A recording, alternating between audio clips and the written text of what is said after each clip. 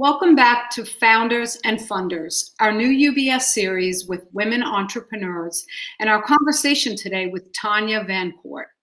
In part one, we talked about Tanya's journey building her business and how she recently raised seed capital.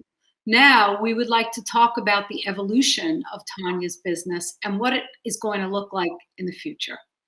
So Tanya, let's pick it back up where we left off. What do you see as the next steps? The next steps immediately for you and for Goalsetter. What are your goals and what are you doing to actually make them happen? So Jolene, what we have with Goalsetter today is really unique in the marketplace in that it offers financial education. It offers the ability for family members and friends to gift goal cards instead of gift cards on birthdays and holidays, which literally changes the conversation from one of consumption around birthdays and holidays to one of, wow, I got 10 goal cards with $20 each. That's $200 that I can save towards something meaningful. And so we are educating kids. We are changing the conversation in households, moving from consumption and moving to saving. And so the third part of that trajectory for us is really moving into investment.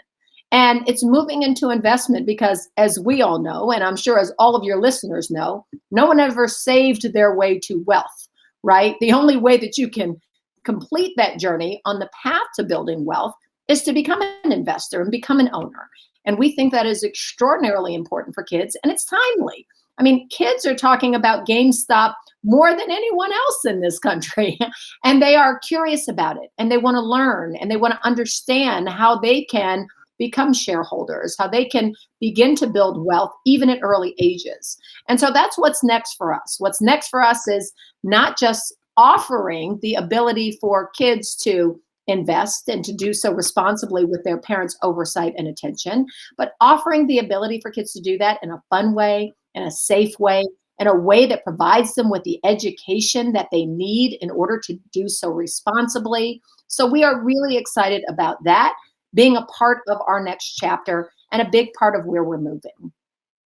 You know, it's really remarkable, Tanya, how you think about GameStop and all of the retail activity in investing and interest and how it's trickling down to young kids, younger and younger. So this is really your moment. So let's talk about another aspect that I'm super excited about for you. How does your focus on 1 million Black and brown kids saving movement play into your goals? Absolutely. So Jolene, we were so excited in the month of February to partner with the NBA Players Association to kick off this movement to get 1 million Black and brown kids saving. And the reason that was so significant is because if you look at the statistics of where our country is going, by 2053, African Americans are projected to have a negative net worth. By 2073, Latinos are projected to have a negative net worth. And yet kids who have savings accounts in their name are not only 6 times more likely to go to college, they're also 4 times more likely to own stocks by the time they're young adults. So if we can wave a magic wand and get a savings account into the hands of every kid in America, we can fundamentally transform the financial outcomes of so many children in so many corners of our country. And so, when we launched this movement, it was kicked off by Chris Paul, who said, I'm going to draft 100 kids into the League of Financial Freedom by giving them each savings accounts with $40 and 5 years of financial literacy education through the Goalsetter app. And then Chris Paul said, who's got next? And he passed the ball. And he passed the ball to Jaylen Brown, who passed it to Anthony Tolliver, who passed it to Harrison Barnes, who said, I'm not just going to get 100 kids, I'm going to get 500 kids. And he passed it to CJ McCollum and Anthony Simons. And we literally had more than 20 NBA players across the league raising their hands and saying, I want to be a part of this movement. And then that movement went beyond the courts of basketball and into baseball, where CC Sabathia drafted kids, and tennis, where Sloane Stephens drafted kids. And so we have just been honored to be at the center of so many athletes and celebrities and now corporations. Nike drafted 10,000 kids. UBS Bank drafted 2,000 kids. And so we're so grateful to be at the center of, all of these organizations, corporations, philanthropists, just everyone who says we want to change America and we want to be on the right side of history. And guess what?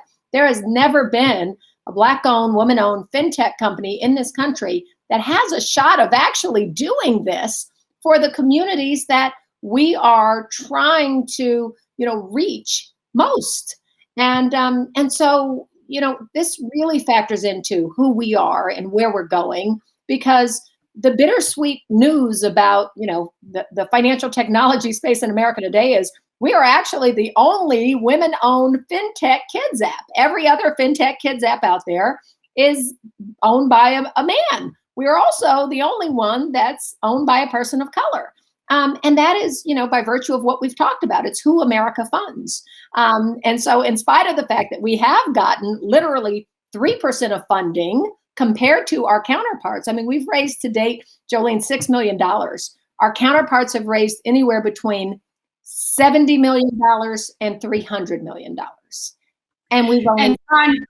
And Tanya, to talk about that, I don't mean to cut you off, but I have to tell you that women with 6 million will do what a male founder can do with 70 million.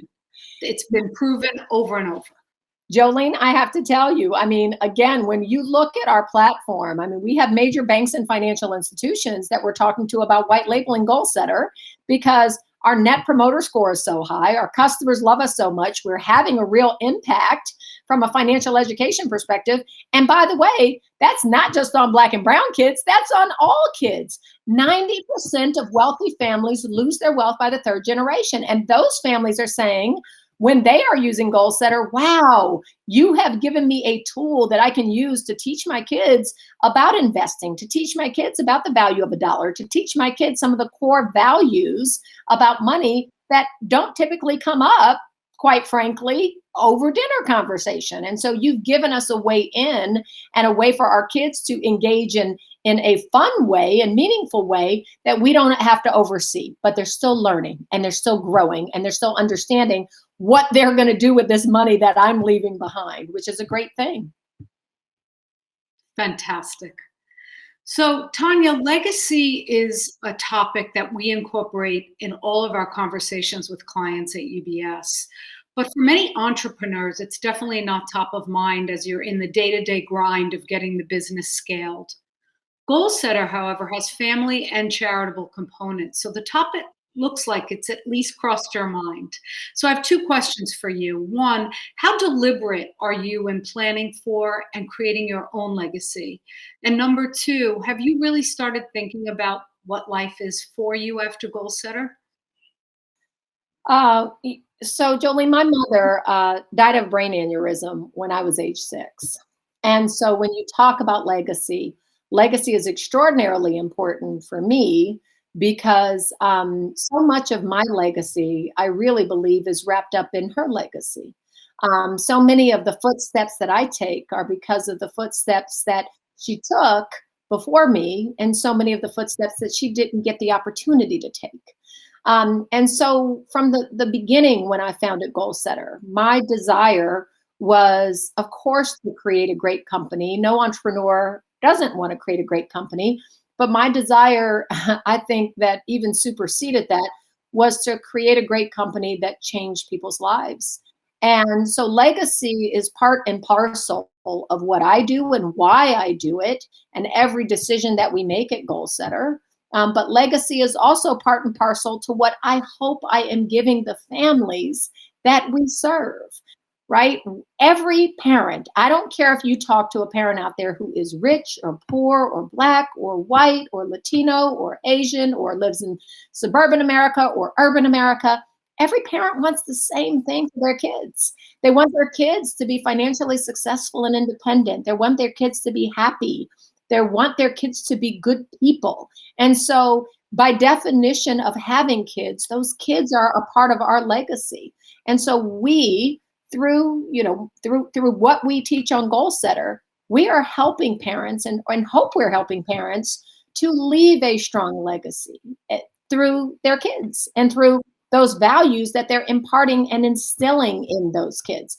Someone told me a long time ago, you can tell a lot about a person by how they spend their money and how they spend their time, right? And so if we are helping kids to understand that money is not just about spending, it is about saving, it is about sharing, it is about investing, it is about, the value of a hard-earned dollar and how you turn that dollar into $3 instead of turning that dollar into a dime because you've squandered part of it.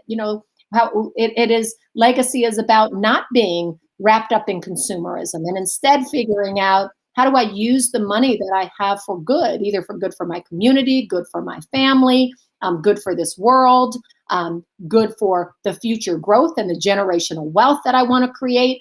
And so, we don't just write financial literacy questions that are teaching what compound interest means. We write financial literacy questions that are helping to create strong financial values amongst kids. And we hope that that is part of the legacy that we can help parents to leave. Well, congratulations, Tanya, because it sounds like you have thought about this quite a bit and it's obvious in your company. So last question.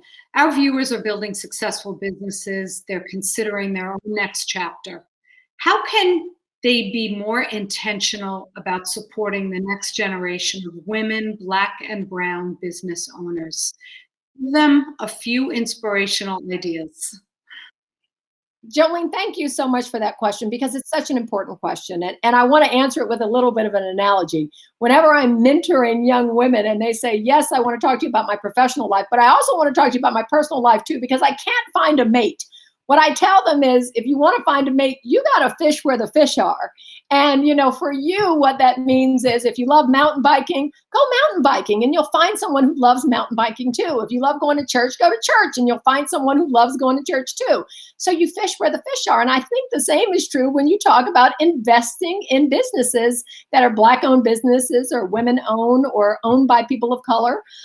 You've got to fish where the fish are. And so there are tremendous organizations out there like Pipeline Angels, like Portfolio, like Backstage Capital. And each of these organizations is led by fantastic people who are doing groundbreaking work in this space. They are investing in women-led businesses and in people of color-led businesses. Astia is another one. They're investing in these businesses and they're doing it profitably. They are investing in great businesses that are making money. And so you'll make money and win as an investor, but you will also help our country to win. Because our country is stronger when there are people like Tanya Van Court who have a product in the marketplace and who can launch a debit card that will freeze on Sunday morning for all of you moms out there who are delighted when you hear that, right? That is brought to you by a fellow mom, a person with a different lens than the other lenses that are in the marketplace, right? For all of you who don't just want your kids to learn about sending and spending money with a teen debit card, but instead want them to have financial literacy quizzes that are fun and engaging. That's brought to you by a woman and a person of color who lives in Brooklyn and has kids who are cool and connected and they know all of the latest references in pop culture and hip hop and everything else so that we can create products that are cool and connected. That's what investing in women and people of color means. And it's what it brings to this society. It's what it brings to our children. It brings a world that looks different, but it brings a world that serves customers in a different way. And sometimes those customers are, people of color, but in many instances, those customers are all of us. Fish where the fish are, because if you do that, there will be people and entrepreneurs like me who are able to weather the storms of not getting funding because you are there to throw out that fishing line and help us to make it across that sea. Tanya, thank you so much for so passionately telling your story. You inspired me. I know we've only scratched the surface. I could spend another hour speaking with you, but congratulations on Goalsetter, continued success in your job and your role. And I'll now turn it over to James Jack, who'll give us a preview of our next program. Well, thanks, Jolene, and thanks, Tanya. I'm ready to get my, my fishing gear and go fishing. So thank you again for joining us today for our second episode of Founders and Funders, and it was a fantastic discussion. I took a lot out of it. Can't wait to rehear it, actually. So for everyone watching, don't forget to check out our first conversation with Lizanne Falsetto of Think Thin and the Holistic Success Network on the Founders and Funders playlist. And stay tuned for our next conversation next month, where we're going to speak with Liz Elting, who co-founded TransPerfect and co-led that company for more than 25 years. You can save the Founders and Funders playlist to get updates automatically right here on UBS's YouTube channel. So for those who are looking for more UBS resources on financial planning and wealth building, as well as the resources to support women and business owners, we encourage you to speak to your UBS financial advisor or visit ubs.com/women or ubs.com/business-resilience for the latest resources and information from UBS. Thank you again for placing your trust in UBS and your financial advisor. Be well.